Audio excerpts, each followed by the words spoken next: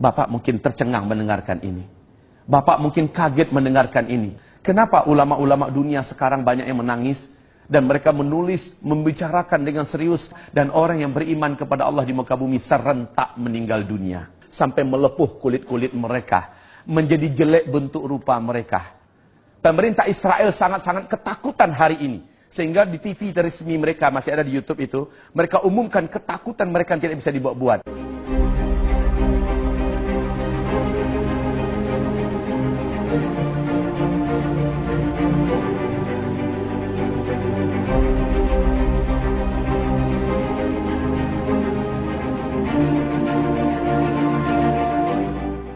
Ketahuilah, Nabi Muhammad pernah didatangi oleh malaikat Jibril yang menjelma menjadi seorang lelaki yang sangat tampan.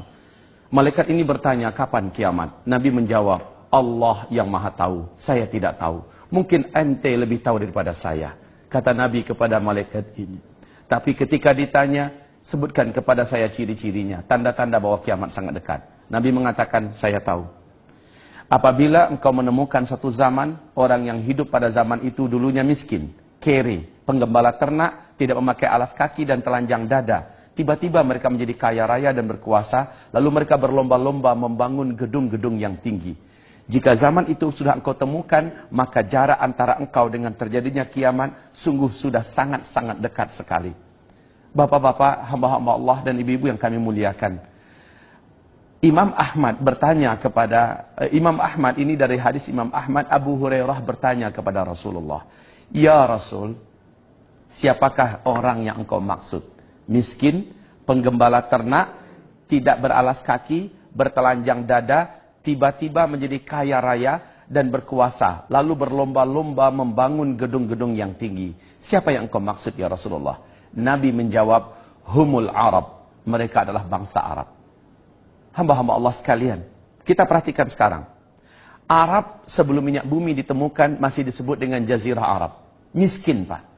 Seperti tidak punya harapan hidup dan tak punya masa depan.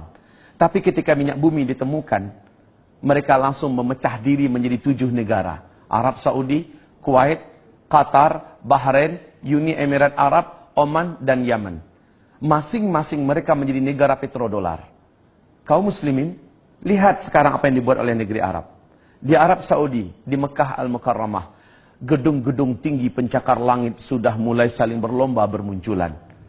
Lihat di Madinah Al-Munawwarah, Masjid Nabawi kayak tenggelam oleh hotel-hotel mewah di sekitar Masjid Nabawi berbintang 5. Silahkan pergi ke Riyadh, siapa yang tidak kenal semacam kota metropolitan ala Eropa, dibangun di masa Salman jadi gubernur. Sekarang megah mewah. Silahkan datang ke Jeddah, siapa yang tidak tahu dengan kondisi Jeddah hari ini kaum muslimin. Lihat Kuwait, ibu kota Kuwait, ya Allah ya Rabbi, silau mata kita menyaksikan pembangunan yang sangat menakjubkan. Datanglah ke Dubai, datanglah ke Abu Dhabi. Lihat ibu-ibu kota yang ada di Arab hari ini. Ada perlombaan yang serius membangun gedung-gedung yang tinggi. Dulu mereka miskin, penggembala ternak. Tiba-tiba mereka menjadi kaya, lalu berlomba-lomba membangun gedung-gedung yang tinggi. Hari ini bapak-bapak yang kami muliakan, gedung tertinggi di dunia adanya di Dubai. Namanya Burj Khalifah. Ketinggiannya 868 meter. Tetapi sekarang di Jeddah masuk tahun ke-6 sedang dibangun gedung tertinggi di dunia yang akan mengalahkan gedung yang ada di Dubai. Namanya Kingdom Tower. Ketinggiannya 1,2 km. Diperkirakan 2018 selesai. Yang membangun adalah orang terkaya nomor 5 di dunia. Pangeran Al-Walid bin Talal yang akan menghabiskan dana diperkirakan 124 triliun. Kaum muslimin, mereka miskin, penggembala ternak. Tapi sekarang sudah kaya raya, berlomba-lomba membangun gedung yang tinggi. Nabi bersabda, jika zaman itu engkau temukan, maka jarak antara engkau dengan terkiamat sudah sangat dekat. Sudah sangat dekat. Kenapa ulama-ulama dunia sekarang banyak yang menangis? Dan mereka menulis, membicarakan dengan serius bahwa kita sudah di akhir zaman. Mari kita lihat pada fakta yang lain. Kaum muslimin, Nabi mengatakan, umat beriman di bumi ini hanya ada 5 fase. Fase pertama adalah fase kenabian, aku yang memimpin mereka. Fase ini berakhir dengan wafatnya Nabi Muhammad. Yang kedua adalah fase di mana para khalifah yang memimpin selama 30 tahun. Dan itu berakhir dengan wafatnya Khalifah Ali bin Abi Thalib. Fase yang ketiga, khalifah-khalifah yang menggunakan sistem kerajaan. Di dalamnya ada 3 dinasti. Dinasti Bani Amawiyyah, dinasti Bani Abbasiyah, dan dinasti Bani Utsmani. Dinasti ini telah berakhir pada tanggal 3 Maret 1924. Runtuhnya khilafah Islamiyah Al-Utsmani di Turki.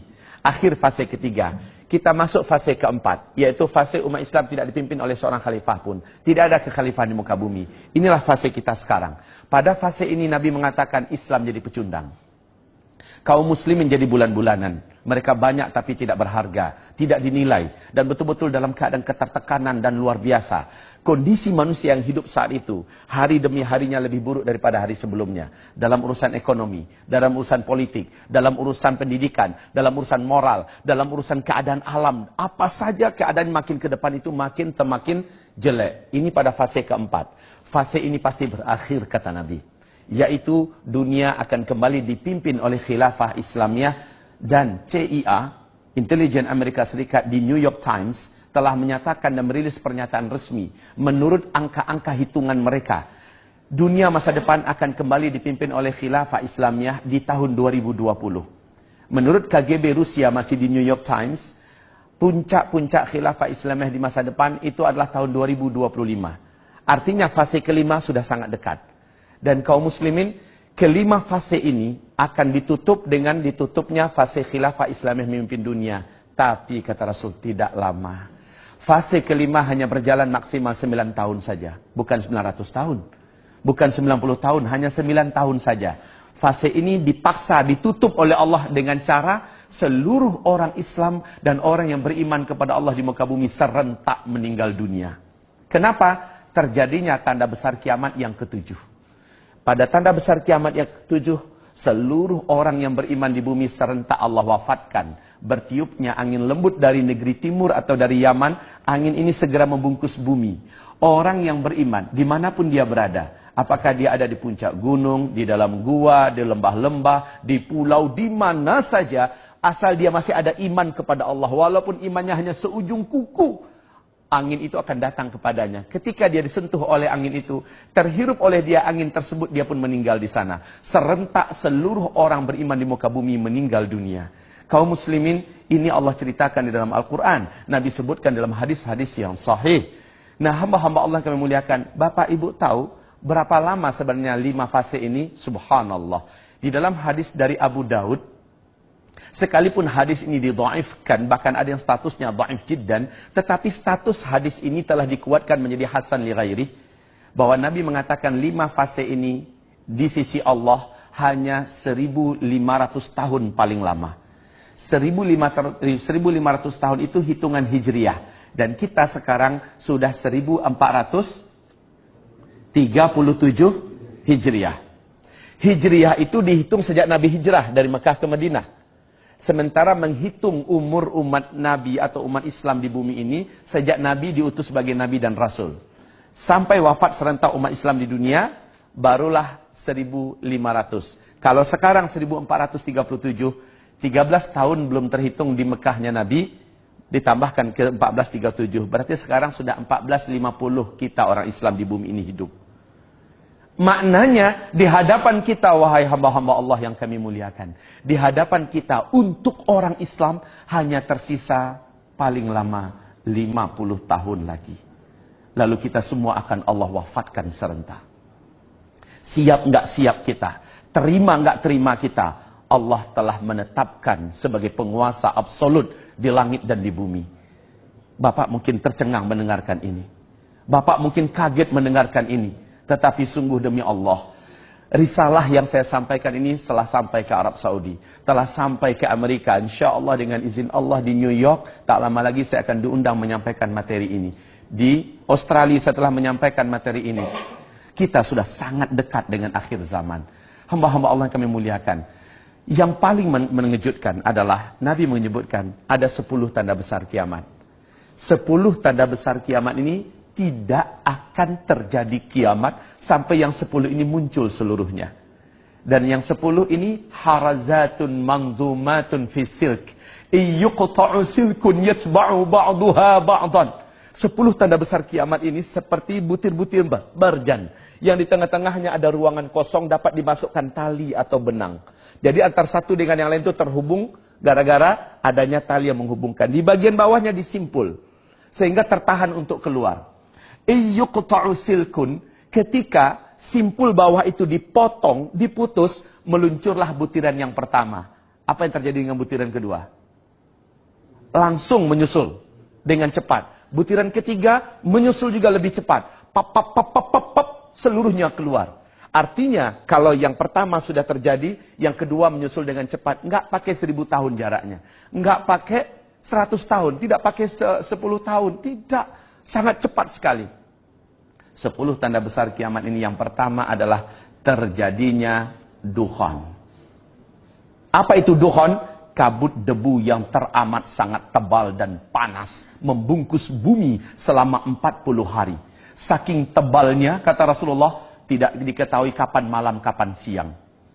Kemudian kabut ini sangat panas. Saking panasnya, kata Rasulullah, orang-orang kafir di muka bumi dan orang-orang Islam yang suka buat dosa sebelum terjadinya dukhan itu sampai melepuh kulit-kulit mereka. Menjadi jelek bentuk rupa mereka. Tapi orang beriman yang amal solehnya banyak. Sebelum ini terjadi mereka beramal soleh yang banyak. Allah jadikan mereka selamat dan kebal. Dan mereka hanya seperti terserang flu dan demam saja. Masya Allah. Setelah dukhan selesai, bumi kembali terang, matahari kembali nampak. Apa yang terjadi? Petaka besar. Pertama, seluruh teknologi di muka bumi sudah terhenti. Tidak ada listrik, tidak ada sinyal. Internet, handphone sudah hilang seluruhnya. Ini yang dikatakan oleh Rasulullah, ketika Al-Mahdi nanti muncul, kalian semua akan kembali seperti zaman sekarang. Kalian akan perang dengan menggunakan pedang, dengan tombak, dengan panah, dan menunggang kuda kembali. Albert Einstein saat didesak oleh lebih 2000 wartawan seluruh dunia, beliau mengatakan tentang perang dunia ketiga. Dalam keyakinan dan analisa kami, perang dunia ketiga nanti adalah dengan senjata manual. Semua senjata modern canggih yang kalian buat hari ini tidak ada yang bisa dipakai. Persis dengan pernyataan Steve Jobs sebelum beliau meninggal dunia di hadapan ribuan karyawannya. Pernyataan Steve Jobs adalah, setelah saya nanti, tak lama kemudian kalian semua akan kembali ke zaman batu. Persis seperti yang digambarkan Nabi Muhammad SAW dulu. Jadi setelah dukhan, semua teknologi sudah musnah.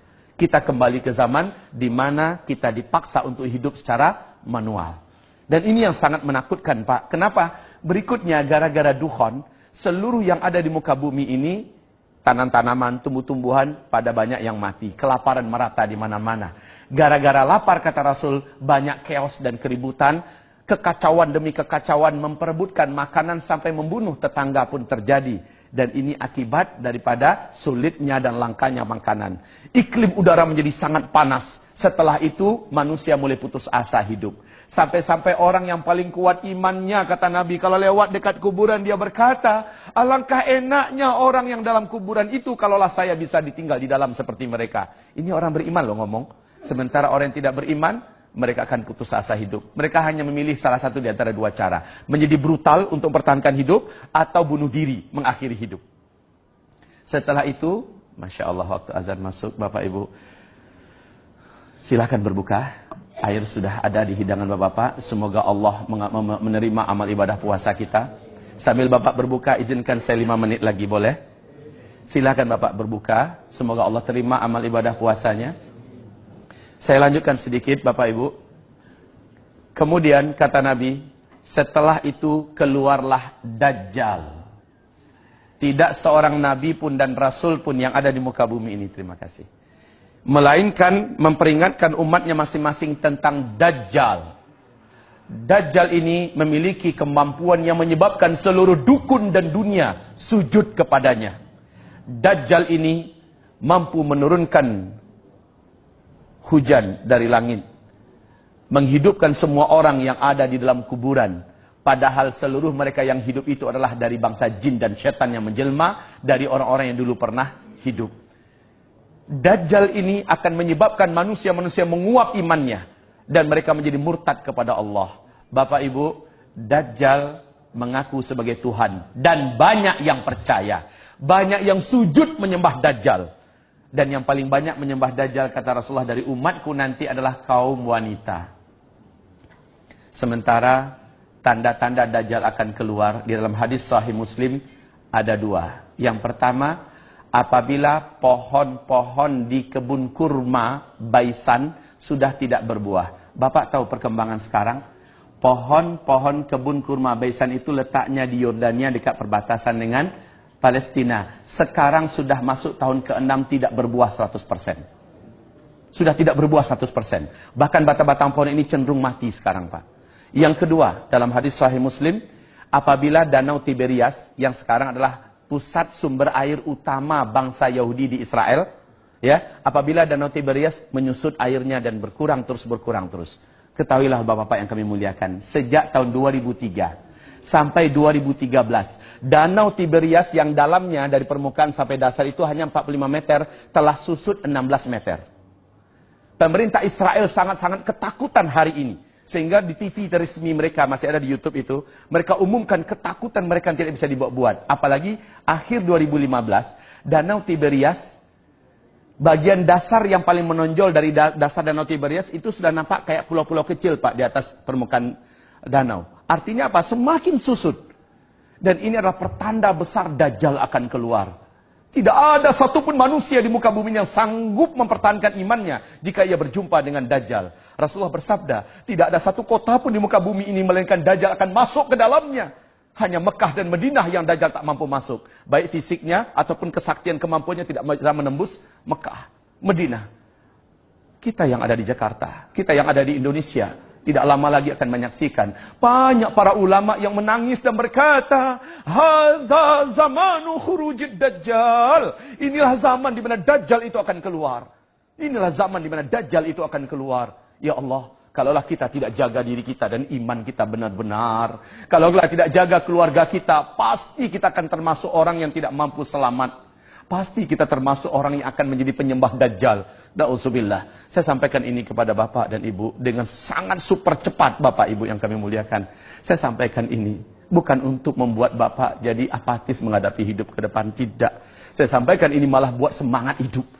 Seperti sahabat-sahabat Nabi ketika diuraikan tentang akhir zaman, mereka mengatakan ini akan terjadi di zaman kami. Lalu dampak yang terjadi apa? Mereka bersemangat memanfaatkan umur yang ada untuk mencari bagaimana timbangan amal mereka menjadi berat di sisi Allah. Mereka bekerja dengan amanah. Mereka betul-betul maksimal menggunakan waktu mereka menjadi manusia-manusia yang paling terbaik. Bila datang panggilan azan, mereka tidak mau lagi menunda waktu untuk melaksanakan sholat. Sujud di hadapan Allah, menangis lama-lama. Mereka maksimal berjuang. Bapak Ibu, Bapak-Bapak adalah pejuang yang luar biasa. Penyelamat dan pembela negeri. Tetapi Bapak adalah calon-calon mayat. Persis seperti orang-orang terdahulu. Mereka telah berbungkus kain kapan dan telah dilarikan ke dalam tanah, kembali ke asalnya. Lalu apa yang kita punya? Pangkat jabatan kita tidak berguna. Saat itu yang berguna adalah iman yang kita miliki. Amal yang kita sudah buat. Hanya itu. Ini akhir zaman. Tidak pun karena akhir zaman kita juga akan di stop oleh Allah dari kehidupan ini. Dan ini adalah sunnatullah. Wahai hamba Allah, ini Ramadan. Anggaplah ini Ramadan terakhir kita. Boleh jadi kita ke depan sudah ada di alam yang lain. Ya kan? Kita tidak tahu rahasia apa yang akan Allah sembunyikan untuk diri kita. Yang pasti masa depan sudah semakin gelap. Tetapi kita masih hidup sekarang. Selagi masih hidup, maksimallah berbuat. Maksimallah berbuat. Jadilah manusia-manusia terbaik yang akhirnya dapat dibanggakan di bumi, dapat dibanggakan di langit, di dunia, bahagia, di akhirat, di dalam surga. Amin. Ya Rabbal Alamin. Mari kita berdoa. Kita harapkan doa ini naik ke langit dan Allah turunkan segala kebaikan untuk kita semua. Astaghfirullahalazim. Astaghfirullahalazim. Astaghfirullahalazim. Alladzi la ilaha illa huwal hayyul qayyum wa atubu ilaih. Allahumma ighfir lil muslimina wal muslimat wal mu'minina wal mu'minat al ahya'i minhum wal amwat bi rahmatika ya sami'un qaribun mujibud da'awat. Ya Allah, Ya Rahman, terimalah amal ibadah puasa kami satu hari ini, Ya Allah. Dan jadikanlah berbuka kami ini adalah berbuka yang kau berkahi, Ya Allah. Berilah kami kegembiraan dengan menjadi ahli surga karena kami telah mematuhi agamamu, Ya Allah. Ampuni dosa-dosa kami di masa lalu yang pernah kami buat dalam keadaan lupa, dalam keadaan sadar atau tidak sengaja. Kami adalah manusia, bukan malaikat, Ya Allah. Dan kami punya nafsu serta digoda syaitan. Pasti banyak dosa maksiat yang sudah kami buat. Ampuni dosa-dosa kami, Ya Allah. Bila ternyata kami adalah manusia-manusia yang hidup di akhir zaman dan kami akan menghadapi huru-hara dan petaka yang besar, sungguh iman kami sangat tipis dan amal kami masih sangat-sangat sedikit. Ya Allah, janganlah Engkau biarkan kami, janganlah Engkau jadikan kami termasuk yang hanyut dalam fitnah akhir zaman. Selamatkan kami semua ya Allah. Selamatkanlah para panglima-panglima kami yang ada, jenderal-jenderal kami yang ada, petinggi-petinggi militer ini yang ada ya Allah. Berikanlah mereka hidayah-Mu, kuatkanlah iman di hati mereka ya Allah. Kuatkanlah iman di hati mereka ya Allah. Kuatkanlah iman di hati mereka. Jadikanlah mereka mencintai masa depan dan akhirat mereka lebih besar daripada cinta kepada dunia yang ada. Ya Allah, jadikanlah mereka semuanya mencintai Islam dan kaum muslimin melebihi segala-galanya. Jadikanlah mereka sebagai calon-calon penghuni surga-Mu kelak ya Allah. Lindungi mereka dan selamatkan mereka dari api neraka-Mu ya Allah. Dan janganlah biarkan Dajjal berhasil menjadikan mereka bala tentaranya ya Allah. Tapi jadikanlah mereka bala tentara-Mu ya Allah di akhir zaman, di mana mereka hanya berpihak untuk-Mu dan hanya demi-Mu dan karena-Mu ya Allah. Ya Allah ya Rahman ya Rahim, terimalah amal ibadah mereka semua. Terimalah solat mereka, puasa mereka, umrah dan haji mereka, sedekah dan infak mereka. Jadikanlah hati mereka mengkilat terang benderang karena cahaya iman yang Kau masukkan. Ampuni, ampuni, ampuni seluruh mereka, kami semua tanpa terkecuali. Ya Allah, selamatkanlah keluarga kami seluruhnya dari fitnah dan huru-hara petaka akhir zaman. Ya Allah, ampunilah seluruh apapun yang sudah kami buat dengan terpaksa atau dalam keadaan sukarela. Apapun yang sudah kami buat, ampuni seluruhnya ya Rabbal Alamin. Ya Allah ya Rahman, ya Allah ya Rahim, ya Mujibas Sa'ilin, inna natubu ilaik wa nastaghfiruka ya Rabbal Alamin. Rabbana atina fid dunya hasanah wa fil akhirati hasanah wa qina adzaban nar. Subhana rabbika rabbil izzati amma yasifun wa salamun alal mursalin walhamdulillahi rabbil alamin. Allahumma amin. Sallallahu alaihi wasallam. Demikian dari saya, mohon maaf setelah mengambil waktu Bapak lebih daripada waktu berbuka. Mari kita baca surat Wal Asri Bapak-bapak. Bismillahirrahmanirrahim. Wal asri innal insana lafi khusr illa alladhina amanu wa amilus salihat wa tawasaw bil haqq wa tawasaw bis sabr. Allahumma arhamna bil Quran wa sadaqallahul azim. Nabi berkata, siapa yang akan berdiri di tempat duduknya lalu dia membaca doa kafaratul majlis, sebelum ia berdiri Allah sudah gugurkan seluruh dosa-dosa kecil yang perbuat sebelum itu. Mari kita baca bersama-sama ya Pak ya. Subhanakallahumma wa bihamdika asyhadu an la ilaha illa anta astaghfiruka wa atubu ilaika. Amin ya rabbal alamin. Walhamdulillahi rabbil alamin. Wabillahi taufiq wal hidayah. Mohon maaf lahir batin. Wassalamualaikum warahmatullahi wabarakatuh.